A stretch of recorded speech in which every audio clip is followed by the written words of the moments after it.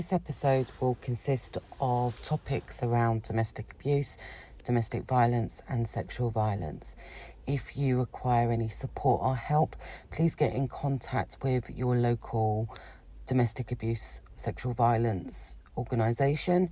In the UK, you can call the National Domestic Helpline on 0808 2000 247. And if you are listening overseas, please contact your national helpline where support, advice and guidance will be available for you. Hello and welcome to another week and another episode. There is a very real and very frightening significant connection between stalking and domestic violence. Stalking will often co-occur with intimate partner violence and can be an indicator of various forms of violence. Stalking can be a way to exert power and control during and or after the relationship ends. 40% of stalking victims are stalked by a current or former intimate partner, and 57% of those intimate partner stalking victims are stalked actually whilst in the relationship.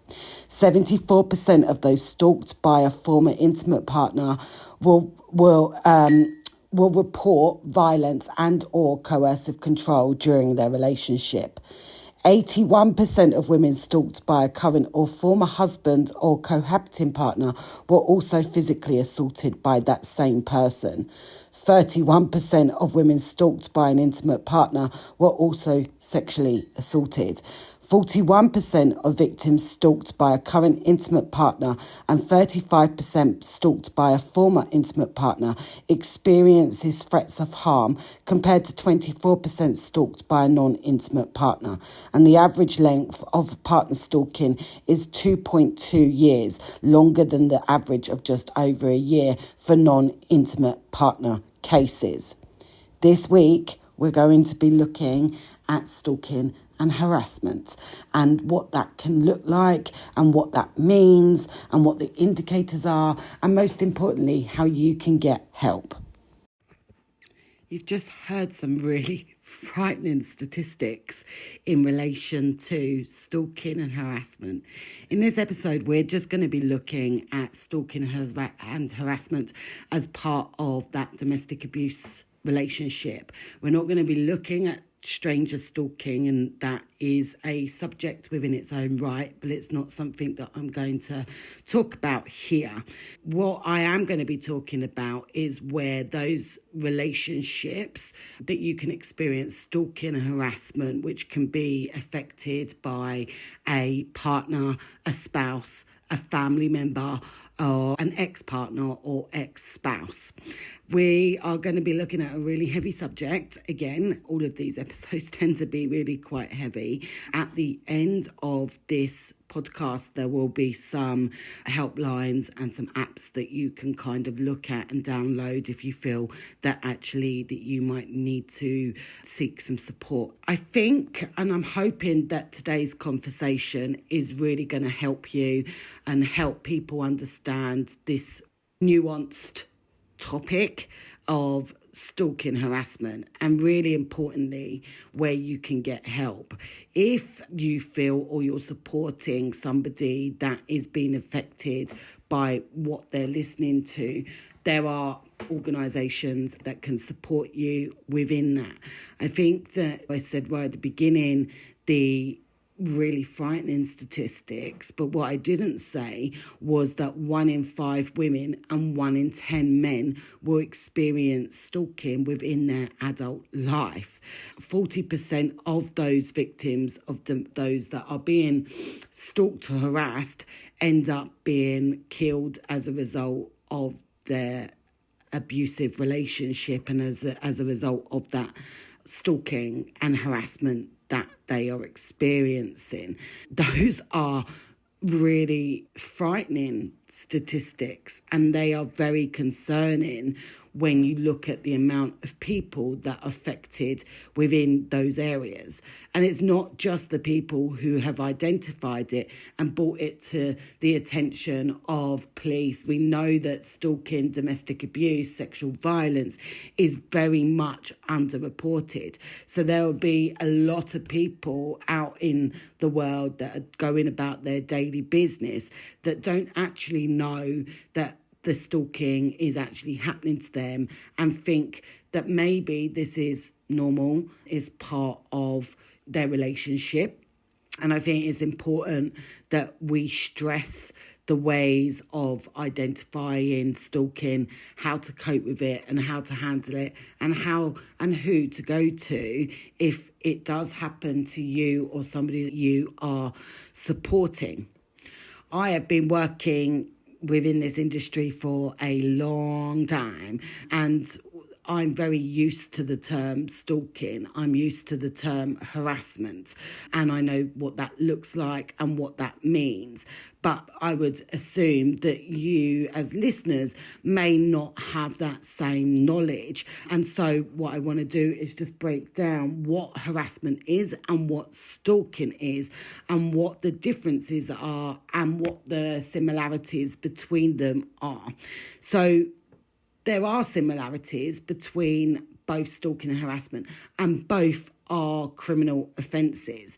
They would come under the Protection from Harassment Act, and there are protection orders and injunctions for both offences, which is really important for you to know. But also, I think it's really important to note that both harassment and stalking are potentially harmful, and both are not wanted by the victim. And I think that's an important part of both offences, that actually those behaviours, that harassing, that stalking, is unwanted by the victim. The victim can often live in fear. The perpetrator who is committing the abuse they're doing that behaviour in order to maintain that power and control. It is a form of abuse. It can be seen as post-separation abuse. It can be part of the abuse cycle within those domestic abusive relationships. So what harassment tends to look like is that those type of actions can cause mental health issues and emotional anguish to the person experiencing. The action can just be annoying and frustrating and a bit of a nuisance, but the behaviour is quite obvious and quite overt. So therefore the behaviour is not being hidden. It's very much there in order for a person to know, and they want you to know, that they want to bother you and they want you to feel affected by them bothering you. Whereas when we look at stalking, it's slightly more sinister. It's slightly more covert. It's when somebody is being very sneaky because they're either fixated or obsessed with somebody, particularly if the relationship has ended.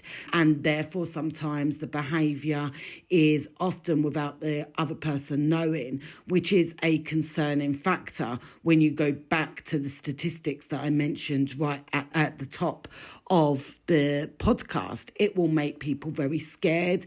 It will make somebody very anxious, and then they will feel harassed. So therefore you can see where the overlay comes. Somebody is being stalked, they're going to feel harassed. It's going to have a knock-on effect. So normally what we see is when people are being stalked by somebody they know, that can be really quite confusing, quite frightening. And you've got the physical stalking, but you've also got the cyber stalking. A lot more of what we do as humans is online and it's over the internet. Cyber stalking is just as important to recognise as a form of stalking as that physical stalking. Somebody turning up to your house, somebody turning up to your workplace. It may be that somebody is walking behind you or in front of you or using their vehicle to trace you. And certainly that harassment can be over the internet as well.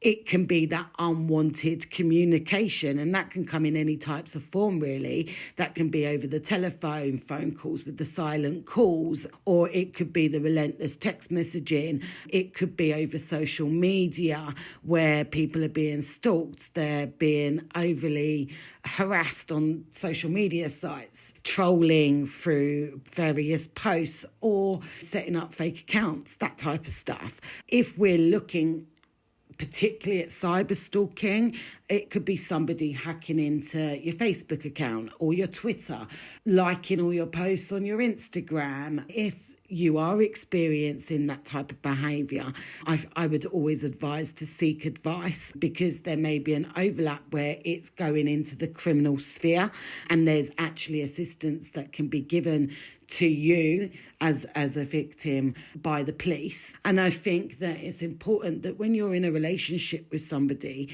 there's a certain amount of trust within that relationship.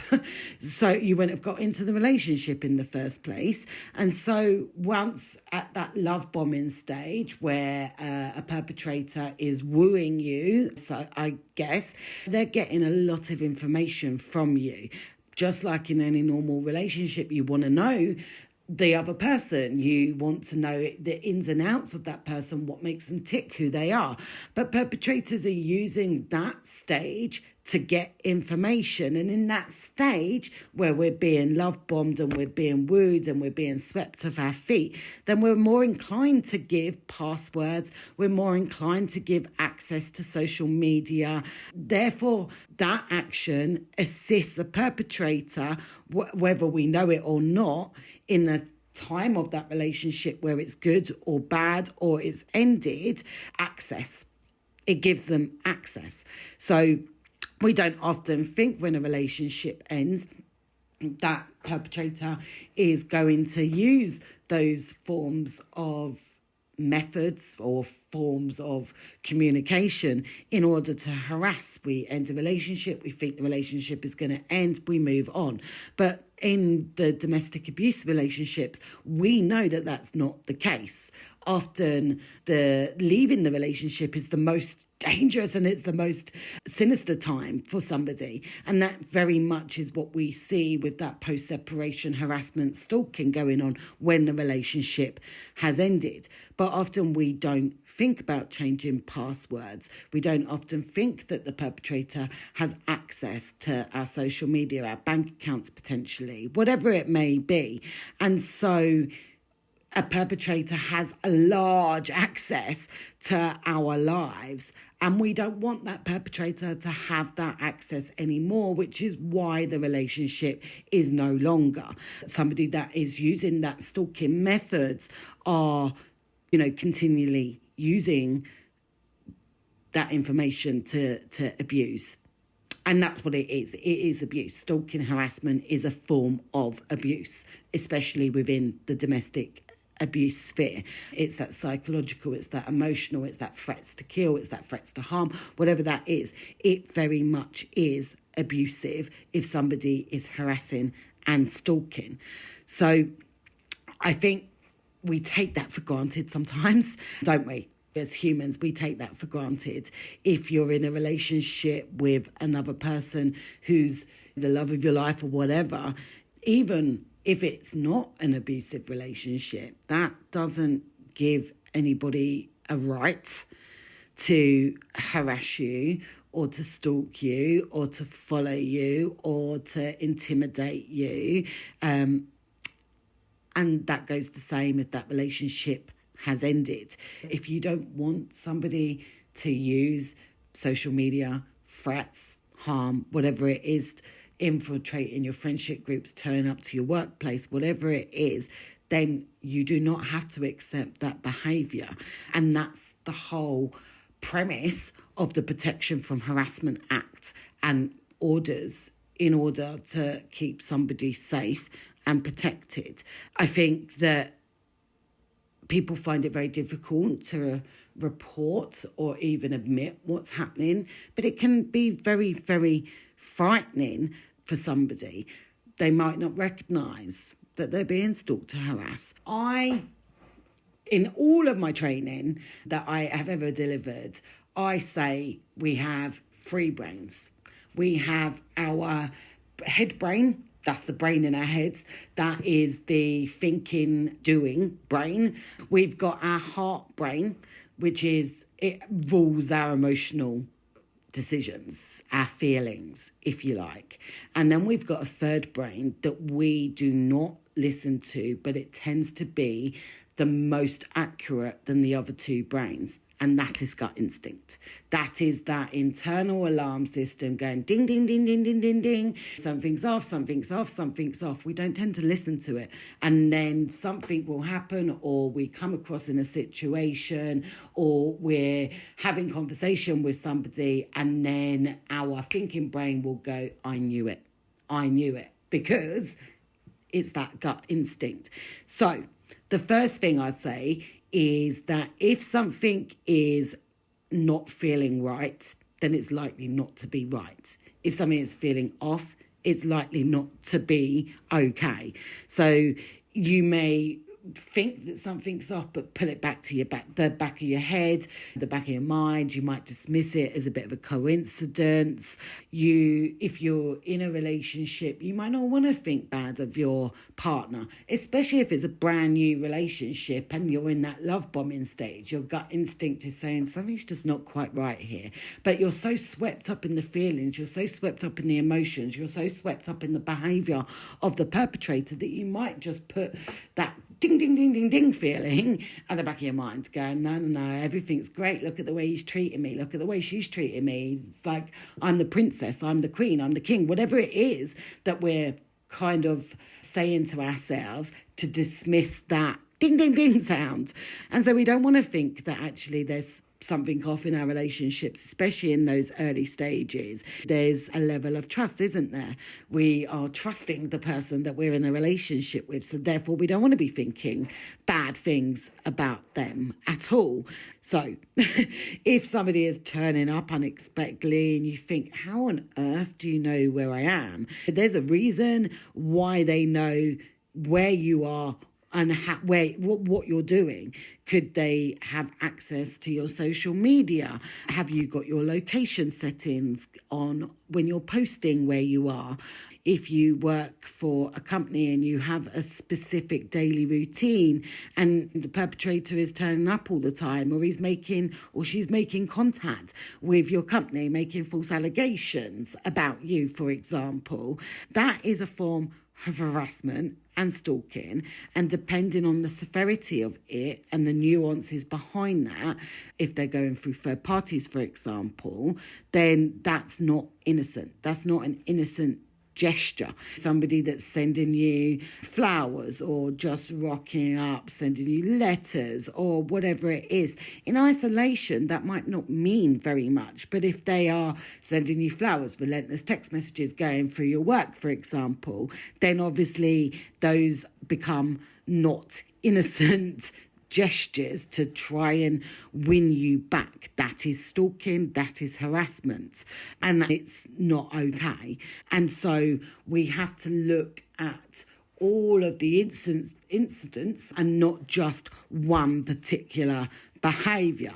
So if you've identified a number of different things that are feeling out of sorts, then I think that you need to take that as a sign, really, that there's a course of conduct going on, and that's where you probably might need to start considering to take the behaviour quite seriously. And that could be confided in a friend, work colleague, family member, support system of some description.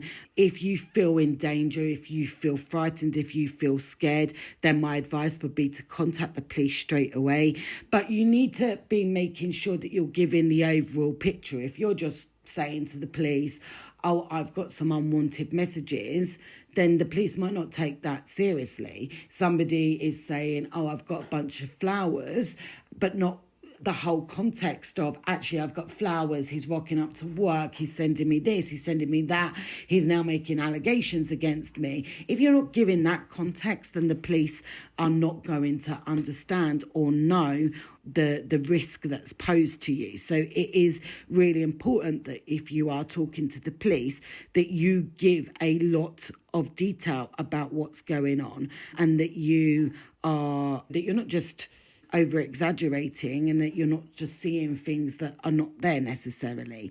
It could be that you're at work and whilst you're at work, you're getting 100 messages in a short amount of time, and actually your phone is going off, and every time a work colleague is noticing that actually something's not quite right. Those are potential signs as well that somebody may pick up.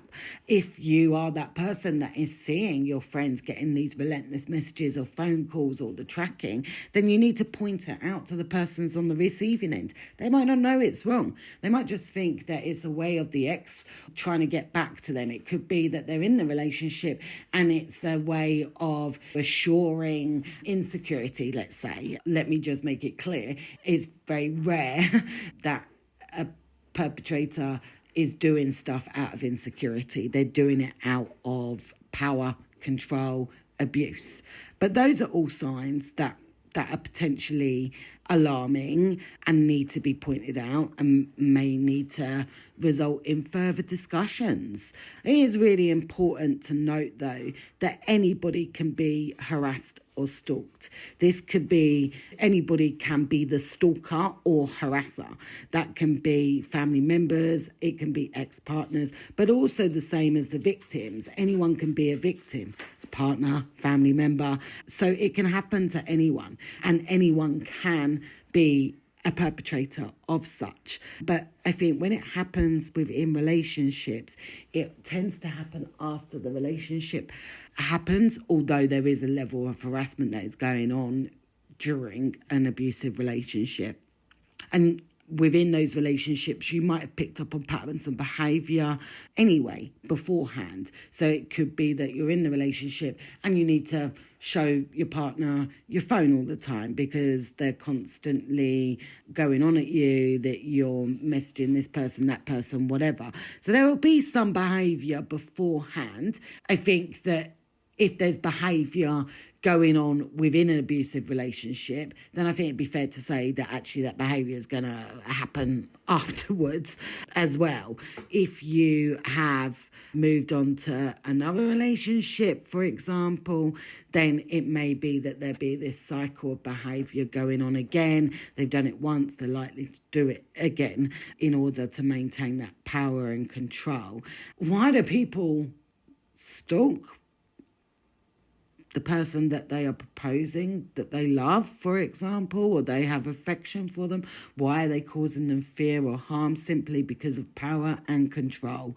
I think that it's got a massive amount to do with the control of that perpetrator, and they know very well what they're doing, and it is in order to continue that cycle of harm.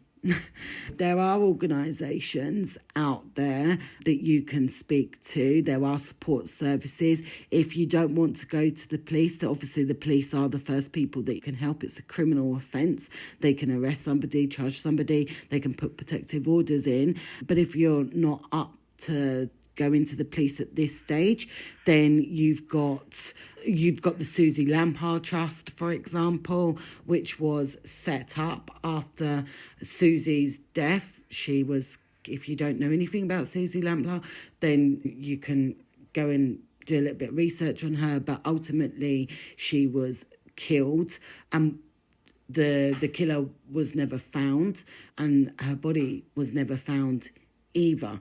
Or you've got the Paladin, who are the National Stalking Advocacy Service. So there are services and specialists out there that can help you. And I think it's a big decision for people to phone the police and tell somebody what's happening and start that criminal justice process. I get it, and if you're not at that stage, that's okay, but support services are definitely a very good way for you to access support without involving the police at this stage. If you just want support or you want some advice, then please go to the website. There are apps that you can download, which is the Hollyguard app. And the Hollyguard app is like a personal safety app. And it was something that was set up after, tragically, Holly Gazzard was murdered by an ex-boyfriend after she had endured really extensive harassment. Somebody that is being stalked and harassed, there is a very real scenario that somebody could have their lives ended very early. Alice Ruggles is another one, very tragic story where Alice was in a relationship. He was very controlling within that relationship. The relationship ended, and he continued to stalk her and harass her. She did access support from the police, but ultimately he went on to kill her. I think it's really important to understand the risks. There is significant risk of loss of life if somebody is being stalked, harassed. There are civil injunctions and protection orders that people can get out, be that a non-molestation order, or you've got the SPOCs, which is the stalking protection orders. I say SPOCs, they're not SPOCs, they're the stalking protection orders, the SPOs, and they can be taken civilly through the police. Don't feel that the police is the only way to get an order in. You can get different orders, but for a specific stalking order, the police can do that on your behalf if you're going through the criminal proceedings. So if you have reported and the police are investigating, then the police can put an SPO in place, and there are different conditions on them to stop people and prevent people from coming near you or your home, or making contact with you, or even contacting you through a third party. So whatever it is that's causing you anguish, then there's a way of trying to prevent that, and that's in law. And then if they breach that injunction or that order, then that can be a criminal offence. So if there are things that are happening to you, there are things that can prevent that behaviour increasing and stopping that behaviour. You can also, if you're not at the stage that you want an order, then I would be advising to journal or keep a diary of what is happening, when it's happening, and how it's happening. So keep a log of what's going on right from the beginning, when you start, whether you think it's significant or not, is then you can look at the pattern, and that pattern, that diary, that journal can be used as evidence, because it will create a picture that can be used in looking to get that injunction or to proceed with criminal investigations. So if you are able to log and put that in, then that gives a much bigger context on what's happening if you need it later on and you decide that you want to report that to the police. So my top tips are: tell somebody that you trust what's going on, be that a friend, family member, colleague, support service. So that's the number one. If you are concerned about somebody, then my second piece of advice is to check out Paladin website, the Susie Lampard Trust website. Look at the Hollyguard app as well, in order to safeguard and to protect and to get more information. My third is to log everything that is going on right from the beginning, regardless if it's significant or not significant, if he's texted you once or he's turned up to work, when, how, times, all of it. Just diarise it and just log it down. You are not going crazy. This is not coincidence. This is not you making up something. This is not you seeing what's not there. This will be patterns of behaviour that's going on, and it will likely escalate the more that you're not engaging in that behaviour. And my advice would always report to the police. However, I appreciate that is not always something that is easily done, and I get that. If you don't want to report to police, then reach out to local support services. So hopefully this will give a little bit of a flavour around some of those behaviours of stalking, harassment, and the reason why we have to take it seriously, that if somebody is in an abusive relationship and they've ended that relationship, why we can't just go, okay, the relationship's ended, meaning that the abuse has ended. No, it probably hasn't ended, and it won't end if that perpetrator is abusive. That, especially if you've made that decision to end that relationship, or you've made that decision to report the abuse to the police bravely, there's likely to be loss of the control that perpetrator has, and therefore that stalking harassment is part of that power and control cycle. So there is support, so please do reach out if you need to.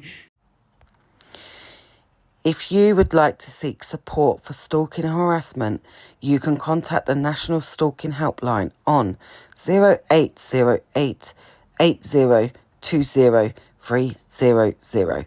There is also support available via the Paladin National Stalking Advocacy Service, who can be contacted on 0203 866 4107. In addition to these support services, you can download the Hollyguard Personal Safety app. And you've just listened to this week's episode. I hope that you've enjoyed the conversation this week. Feel free to like, share, subscribe so you don't miss out. And I'll see you next time.